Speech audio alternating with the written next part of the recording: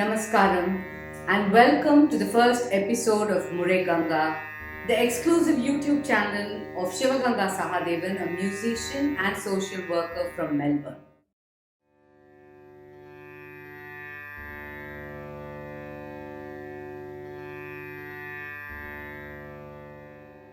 The origin of this YouTube channel's name is very interesting. When Sivaganga has a YouTube channel, how can we not have river Ganga somewhere connected to it? So I insisted that Ganga should be a part of the channel's name. And for an Australian counterpart, why not a river from Australia? And I said, and the response immediately was River Murray. It was very interesting. Murray and Ganga. Murray, which originates from the Australian Alps, is revered as being created from the part of one of the great ancestors in Aboriginal mythology I read. And in India, we don't even prefer to call these ancient stories as mythologies, but we like to call them as itihas. Itihas in Hindi or Sanskritam actually translates to mean history or that which is being chronicled in the same way and orally passed on. So part of our itihas are all the different stories of Ganges or Ganga, which originates in the great Himalayan range. And I think constantly rivers, the civilization beds in all continents have nurtured a lot of art and culture in various ways, when whichever community, whichever human community has developed around. So I think the name Ganga is very, very relevant. Ganga launches on the first day of Navarathri. Navarathri, the 9-day celebration of the Navadurgas, the 9 female goddesses, is very special in all parts of India. And on the first day, Shailaputri is celebrated according to some belief systems. The king of the mountains is King Imavan, or the Himalayan range, from where the river Ganges originates. So I almost feel like a soul sister to Sivaganga because my name Shailaja means daughter of the mountains, and her name Sivaganga with the Ganga again originates from the mountains, the Himalayas. And I guess that is the connect we have because we met each other as teenagers when she was fleeing from Sri Lanka to complete her education in India. War had separated the siblings and they had moved on, and she was a very strong woman, and I could see the connect the whole family had with music, art and culture. And it's wonderful to see that in her adopted motherland Australia also, she connects in the very same way, bringing artists from India, performing, which is what her father used to do in Sri Lanka. She continues that. The siblings scattered all over the world seem to be doing the same thing. And it's beautiful that music connects her with a certain rootedness with an Indian subcontinent to the adopted land, and that she's able to work and be recognized for it in a new country too, in a very interesting way.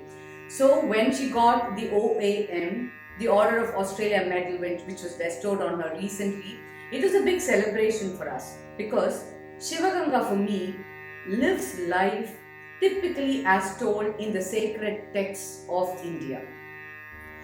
There are 4 purposes given to life according to these sacred texts, and those are Dharma, Artha, Kama and Moksha. We in the Indian continent believe in karmic cycles of life or rebirth, and that we gather positive and negative energy and we go through cycles of birth. So we all try for a liberation which sometimes doesn't come with just one life. And that liberation in the Indian language is called moksha, the 4th purpose of any given life.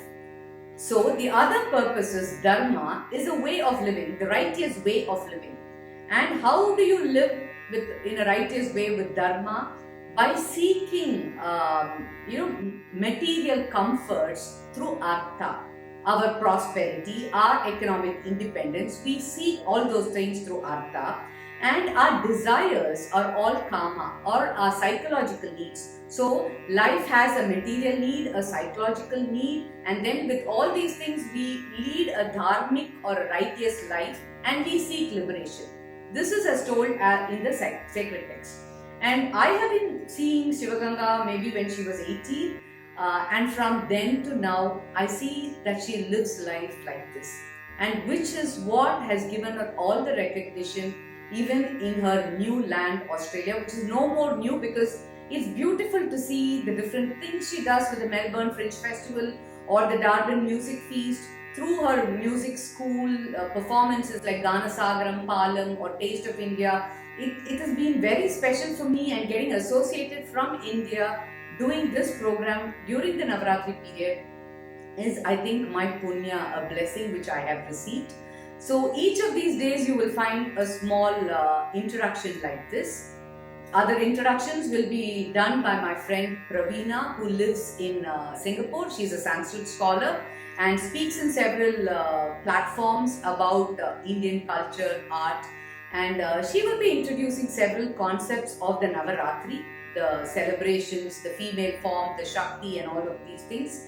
And all through the 9 days, we have several artists who have performed with Taste of India, who are friends of Sivaganga Sahathevan, who live in Melbourne, in India, or in London, and friends and relatives who are glad to be associated and participating with their performances, engaging with all the friends in Melbourne. I think this is very special for Sivaganga also because she has always celebrated Navarathri in her home with her students, and this COVID period unites us again through a virtual online platform, and it is an honor for all of us artists to be associated with Ganga during 2020 Navarathri. Thank you so much for this honor and privilege.